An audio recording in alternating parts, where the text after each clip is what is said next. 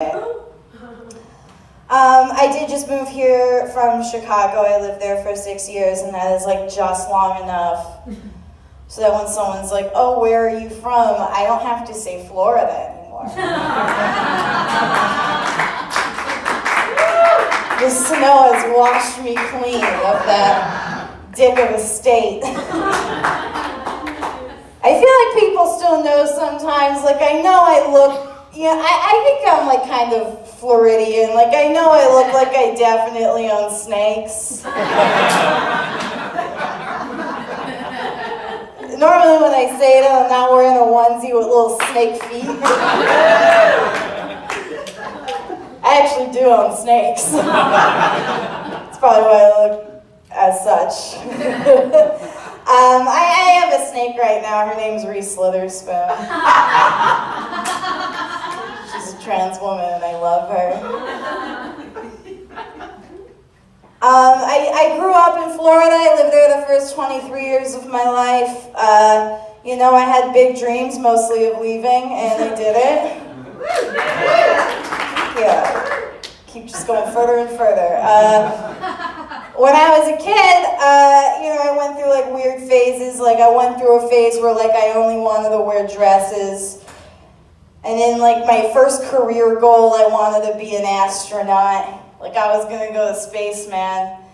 And like I told my mom, I'm like, I'm gonna be an astronaut. I was like 5 years old. And she's like, well, astronauts can't wear dresses. The first job I ever had was a stripper. So maybe don't tell little girls what they can and can't wear in the workplace. Or they're not going to wear anything at all. I was a stripper. That's not even like just a silly premise. I was a stripper in Florida. My name was Viper, snakes, but I spelled it with a Y. Super edgy.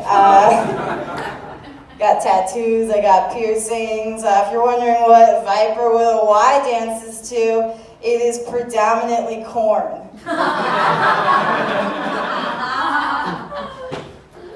I got the weekend DJ who I sometimes had sex with.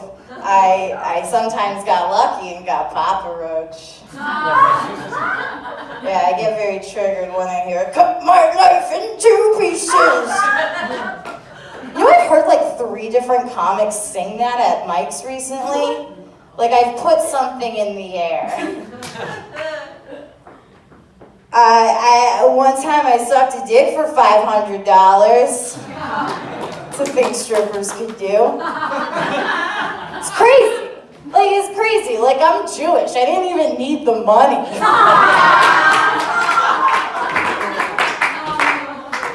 Life experience, I guess. I did. I sucked a dick for $500. Well, it was like $480 after taxes, but I round up to make myself feel better. When the reality, like, because I'm such a feminist now. I'm a very militant feminist. I'm very known for like being an outspoken feminist. I know I'm a feminist because I get blocked on Facebook every day. So like I always look back, I'm like, man, like you sucked a dick for $500. Like, cause like now, I'd probably do it for $250. Shit's expensive out here. Thank you. Sucking dicks? No, I'm walking dogs. I walk dogs. That's fine. That's a lateral move, I guess.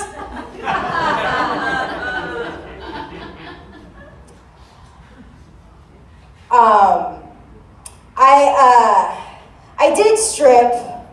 I almost did porn, but then I did it. Because like porn's like permanent, like you don't Google my name. Like I've been doing comedy long enough to where you Google my name, it is no longer nude photos, And that's success. I used to take a lot of nude photos. One time my ex found them and he's like, oh my God, like why would you not tell me you did porn? We've been together 4 years. And like that's a fair thing to be mad about. It's just those nude photos were not porn because they were in black and white. So they were art. Porn is like so permanent though. Like it took me 5 years of telling these shitty jokes to finally erase it. Yeah. But like it is, it's permanent, and now with the internet, like anyone, like a lot of you, like I know some of you have kids, yeah, women are speaking feminism, shut up. Kids can watch porn now because it's so accessible. You just Google porn and then porn is there. It is that easy. Like, so now like young kids watch porn. We have like a generation of like 12-year-old boys, and they think like to impress women, they have to clean pools and deliver pizzas. The old feminist bait and switch. It's my favorite trick. I had a like kind of a real job once. I was a paralegal in Chicago, and you know it's a real job because it's called paralegal and not team member or viper or such. I worked in a law firm, and in this law firm, all we did was we did police brutality. So all we did was sue the cops for beating the shit out of people all the time, because that's apparently all they do. And like before I get into this, like I don't want to sound like I don't respect law enforcement. I don't respect law enforcement, but I don't want to sound like I don't. I'm just saying I spent a while like seeing all the details of police brutality, like more than you see on the internet. You can't even imagine. And again, just a former hooker with a mic in her hand. I think it's like once a hooker, always a hooker. Just a suggestion. If you're a cop, maybe don't beat the shit out of someone just because that guy said you look like the guy in the Pringles can. Alright, that's a real case I worked on. Nobody made me sign anything saying I couldn't talk about it. So, you're welcome.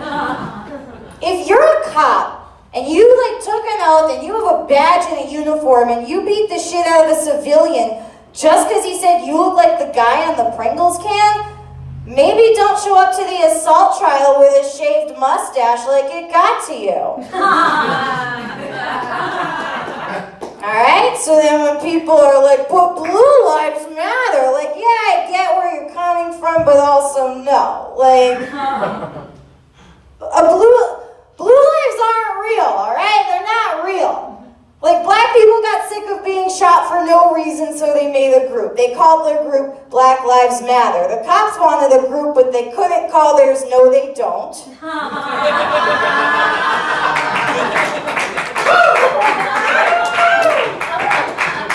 I was taken by some other cops.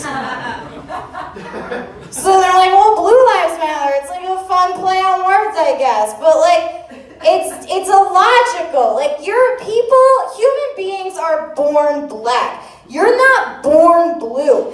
If you're born blue, you die. That's just a dead baby. Only 90s kids will remember that. Dead baby jokes. That's how I'm gonna leave it. Good night.